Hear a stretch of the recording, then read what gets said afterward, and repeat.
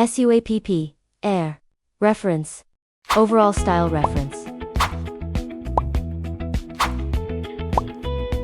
Partial reference. Atmosphere reference. Real scene image blending. The reference image feature has been upgraded again.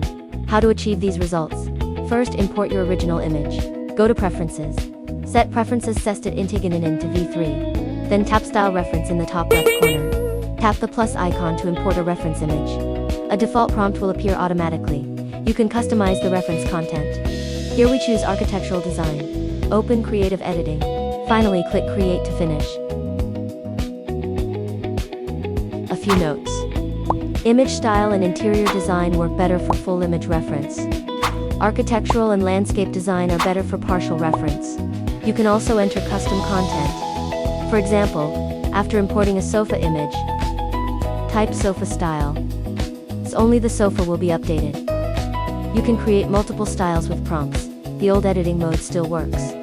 But Creative Editing V3 with reference images gives much better results.